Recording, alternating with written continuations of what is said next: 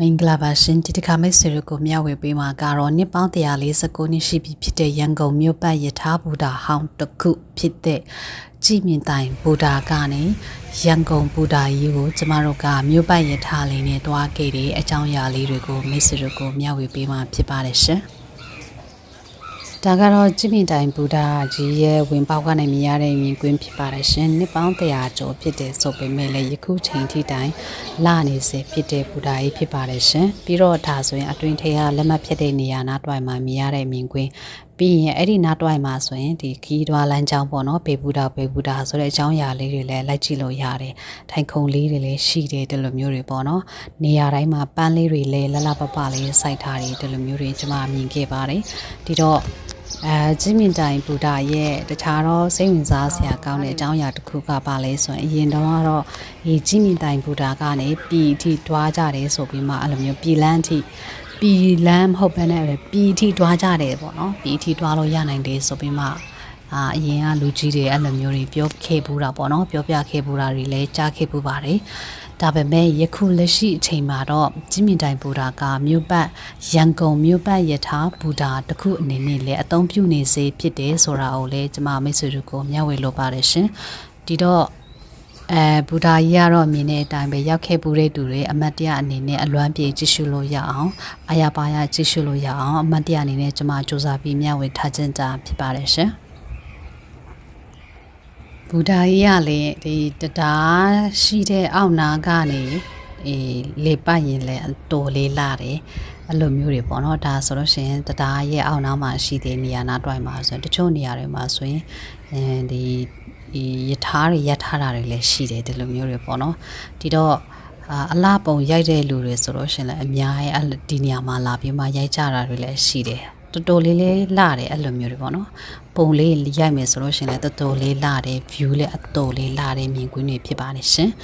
ပြီးတော့ဒီနာအခုကျမမျှဝေထားတဲ့ဒီနာတော့ဆိုရင်ထိုင်ခုံလေးတွေရှိတဲ့နေရာပြီးရင်အဲ့ဒီနေရာမှာဆိုရင်ယထာတွေစောင့်ယထာစိတ်ကတဲ့အချိန်မှာဒီကနေစီးရတဲ့နေရာလေးတွေဖြစ်တယ်ပေါ့နော်ဒီနာတစ်လျှောက်ဆိုတော့ရှင်လည်းအမှယထာရတဲ့အချိန်မှာလိုက်စီးဖို့အတွက်နေရာလေးလည်းအများရှိတယ်အဲ့လိုမျိုးတွေပေါ့နော်ပြီးတော့ဒါကတော့တရားနာမှာတရားပေါ်တက်သွားမယ်ဆိုလို့ရှင်လည်းအရန်လာတယ်တရားပေါ်ကနေကြည့်ရင်လည်းအရန်လာတယ်ဒါဆိုလို့ရှင်ကြည်မြင့်တိုင်ဘူတာမှာရှိတဲ့ကျွန်းတစ်တွေနဲ့လှုပ်ထားတဲ့ရှေးဟောင်းတရားဖြစ်တယ်လို့သိရပါတယ်တရားတွေတန်ပေါင်းတွေဆိုလို့ရှင်လည်းအကြီးပဲအခုချိန်ထိတိုင်လည်းခိုင်ခန့်နေစေဖြစ်တယ်ဒါကတော့ကျွန်မအမတ်တရအနေနဲ့မျှဝေခြင်းတာဖြစ်ပါတယ်ရှင်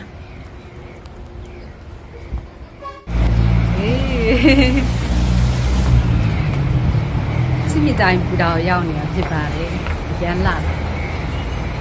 ဒါဟောင်း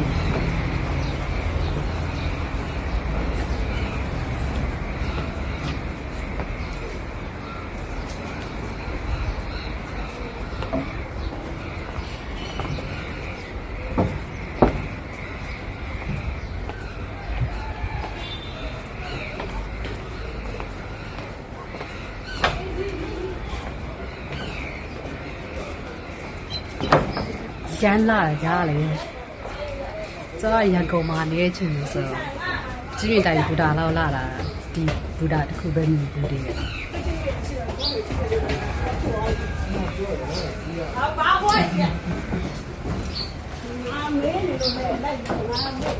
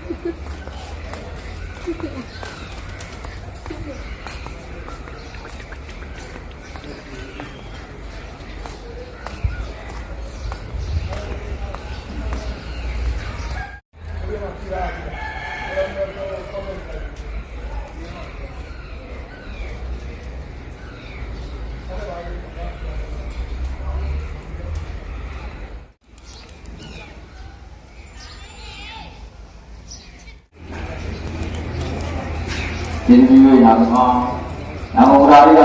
ရောဝဲခါလီညာလီချိန်နဲ့တွင်မတ်တိစင်ညာနမဝါလာပေါင်းလို့သာလာပါလိမ့်မည်ဒီညမှာလက်မှတ်ကတော့လူတူကိုမြန်မာငွေ400ကျပ်ပေါ့နော်အခုတရားဆိုလို့ရှင်ကျမတို့လိုက်ပါစီနေမဲ့မြို့ပတ်ရထားလာတဲ့ချိန်မှာရိုက်ကူထားတာလေးတွေမျှဝေထားတာဖြစ်ပါတယ်ရှင်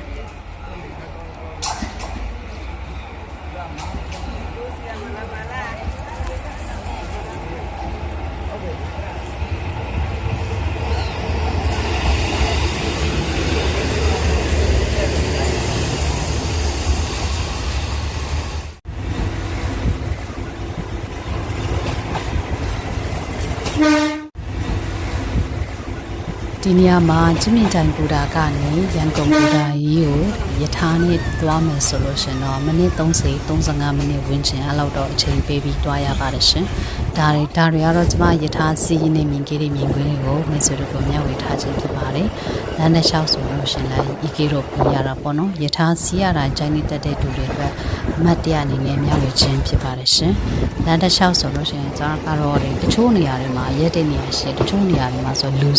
ပဲစင်တာခရီးသွားတွေပဲဆင်းအဲ့လိုမျိုးပေါ့နော်ဆင်းတဲ့လူလည်းရှိတယ်လို့တက်တဲ့လူလည်းရှိတယ်အဲ့လိုမျိုးတော့ပေါ့နော်ပြီးတော့အရင်တော့ဆိုလို့ရှင်တော့တခြားတော့ယထာတွေကျမအရင်ကုန်ရောက်ခါစားတော့စီးခဲ့ဘူးတဲ့ယထာတွေဆိုရင်လက်မှတ်ကတော့သူကလက်မှတ်တန်ဖိုးတွေကတော့90တန်း100တန်း200တန်း100တန်း200တန်း300တန်းဒါမျိုးရှိရပေါ့နော်ဒါပေမဲ့အခုဒီတစ်ခါပြန်လာတဲ့ခါကျတော့ယထာလက်မှတ်ကလူတူကို400တန်းဆိုပြီးမှအဲ့လိုမျိုးတွေဝေပြီးမှစီးရတယ်ဒီလိုမျိုးတွေပေါ့နော်ဒီတော့ယထာစီးရတာကျန်းတက်တဲ့တူတွေမြို့ပတ်ယထာစီးတဲ့အခါကျတော့ရှင်တော့စင်းတော့ကတော့ EKO ဖြစ်တယ်ဆိုတာလေးကိုမျှဝေချင်တာဖြစ်ပါတယ်ဒါကတော့ရန်ကုန်ဘူတာကြီးမှာရောက်တဲ့အချိန်ပဲကူထားတာလေးမျှဝေထားတာဖြစ်ပါတယ်ရှင်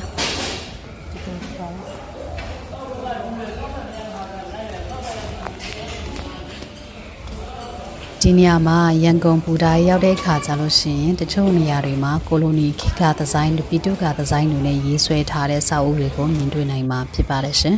ပြီးတော့ဒီရန်ကုန်ပူတာကြီးရဲ့လက်မှတ်ဖြတ်တဲ့ဒီရုံးထဲမှာဆိုရင်ရုံးရဲ့ဒီအမိုးဘက်မှာဆိုရင်သူကမြန်မာပီတုကပညာရှင်ဦးတင်ရေးဆွဲထားတဲ့ပြတ်သက်တွေနဲ့ပြန်ပြီးမှဆောက်လုပ်ထားတဲ့အစာအုပ်တွေကိုမြင်တွေ့နိုင်မှာဖြစ်ပါတယ်ရှင်ဒါတွေကတော့ကျမတို့ရန်ကုန်ရောက်တဲ့ချိန်တုန်းကမြို့ပတ်ယထာစီရင်တဲ့ယထာဘူတာတွေလည်းအရန်လာတယ်မြန်မာနိုင်ငံမှာဆိုလို့ရှင်လည်းအရန်လာတဲ့ယထာဘူတာတွေရှိသေးဆိုတာလေးတွေကိုမိတ်ဆွေတို့ကအမှတ်တရအနေနဲ့မျှဝေထားခြင်းကြာဖြစ်ပါတယ်ကျမရဲ့ဗီဒီယိုလေးတွေကိုအဆုံးထိရောက်ကြည့်ရှုပေးတဲ့မိတ်ဆွေအားလုံးကိုသူပေးကျေးဇူးတင်ရှိတယ်လို့အားလုံးလည်းနှလုံးစိတ်ဝမ်းအင်ချမ်းကြပါစေနောက်ဗီဒီယိုလေးတွေမှာပြန်ဆုံတွေ့ကြပါမယ်နော်ဘိုင်ဘိုင်